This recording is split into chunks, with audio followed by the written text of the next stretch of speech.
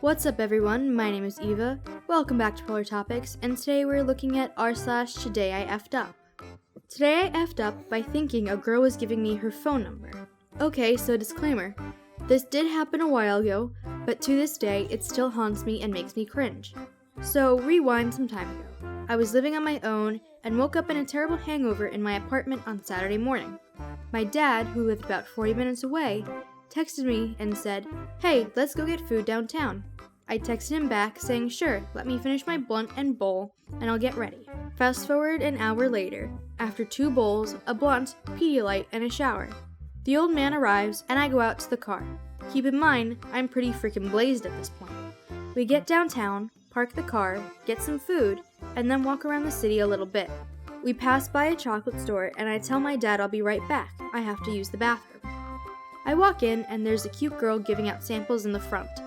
I walk up to her and ask if they have a bathroom. She said, "Yeah, it's in the back on the right." I said thanks, smiled, and started walking. As I walked past her, she stops me and said a series of 4 digits. Myself, being probably too baked for public at this point still, somehow thought she said 7 numbers and figured she was giving me her phone number. She must think I'm cute. So I look at her and said, "Where's the area code?" She said, "What?" And then I responded, "Is that your phone number?" And she just stared at me for what felt like an eternity, but probably only lasted about 3 seconds. And she finally said, "That's the code to the bathroom." My face went blank and I said, "Oh, crud, thanks," and hurried my butt to the bathroom. I got there, and my face was as red as Elmo. I was so embarrassed then, I didn't even use the bathroom, and devised an escape plan. I sat in there for about 5 minutes, just thinking like, man, I'm gonna have to go back out there and walk past her again and leave this hilarious but sad nightmare. Anyways, I leave, tell her to have a good one while I'm walking past and completely avoiding eye contact. She didn't even respond, LMAO. I walk out and tell my dad. He then proceeds to laugh at me for a solid 45 minutes. See kids, this is why you never ever ever do drugs. Today I F'd up when using the Showerhead to pleasure myself. Alrighty, it's now the morning after. I am so embarrassed with myself and my hubby won't stop laughing at me. Last night, hubby and I had our first child-free night in over 6 months. Thanks for babysitting, Grandma. And headed over to a friend's place for a barbecue and drinks around the bonfire.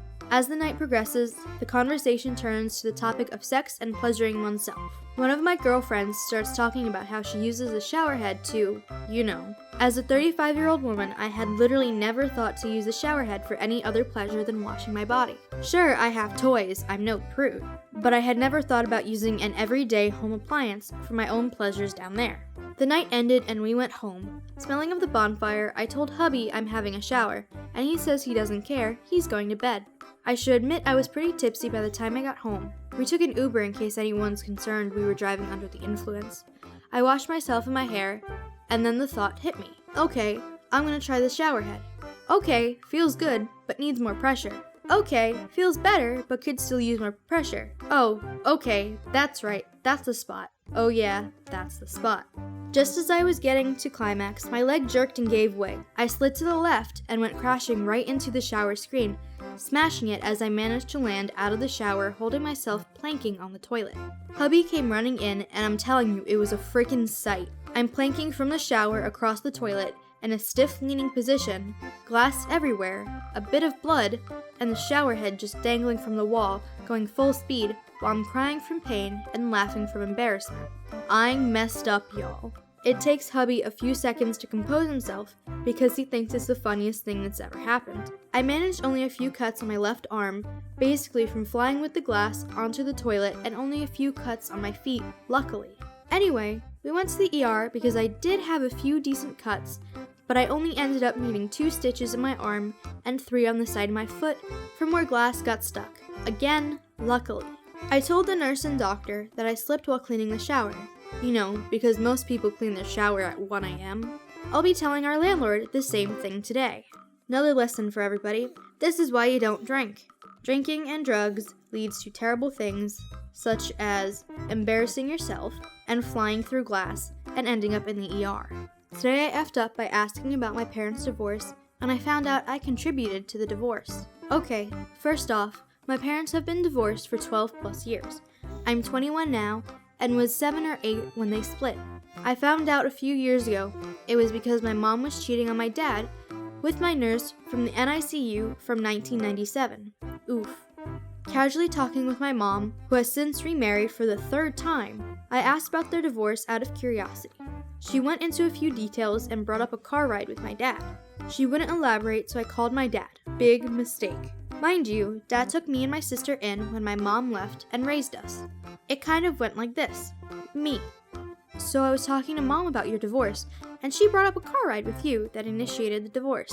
Dad hesitantly. Yeah, you, me, and your sister were in the car when I came back from overseas, and we were talking about what you guys wanted to be when you grow up. Your sister said something, and you said, I want to be a nurse like blank. I pulled over to the side of the road, and you spilled the beans. Apparently, at 7 or 8, I informed my dad about a guy staying in our house, in his room, sleeping in their bed, while he was gone for months for military stuff. I told him everything, how Mom told us he was an old friend who needed help and would be staying with us to protect us while Daddy is gone, how he watched us for a week while Mom disappeared, took us to movies, dinner, etc. There was a point of him asking if I would move to California with him and my mom.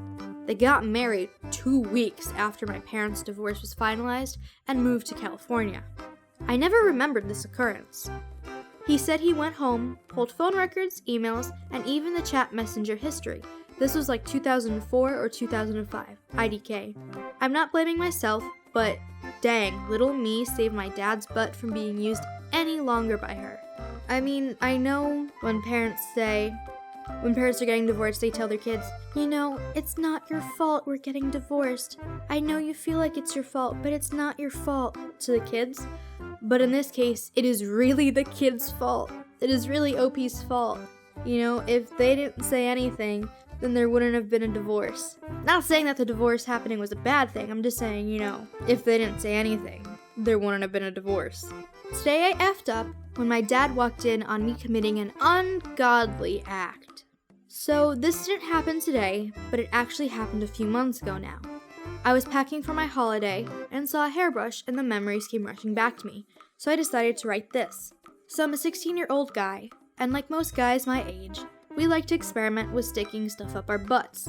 Am I right, lads? On this particular afternoon, I was home alone, and there was a nice, fresh jar of Vaseline in the bathroom cupboard with my name written all over it. Following a 5-minute search, I had found the perfect item to stick up my butt, my mom's hairbrush. It was lovely, smooth and plastic, and had the perfect rounded edge, which was sure to make me get there. Cut to 5 minutes later, and I'm sitting in the living room, streaming adult films on the TV, taking advantage of the fact I was home alone.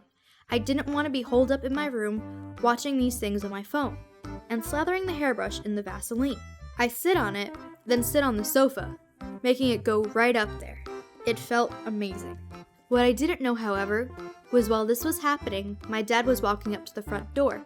I hear the keys jingle and the door open and freeze in terror. Now, a common thing that happens when people are startled is they clench their butts. When there happens to be a hairbrush in your butt, what tends to happen is it snaps. And boy did it. He hasn't taken more than 2 steps into the house when I hear a loud snap and notice the actual bristle bit on the floor. And the handle is lodged promptly up my butt. Right before he walks into the living room, there's a small corridor between the front door and the room. I yell at him not to come in because I'm naked. I quickly sneak into the guest room, you know, that one room that all Asian households have that you're absolutely not allowed to go in or make a mess in, let alone naked, let alone with a hairbrush stuck up your butt, and fish it out with my fingers. Luckily, I get it out in less than 5 minutes.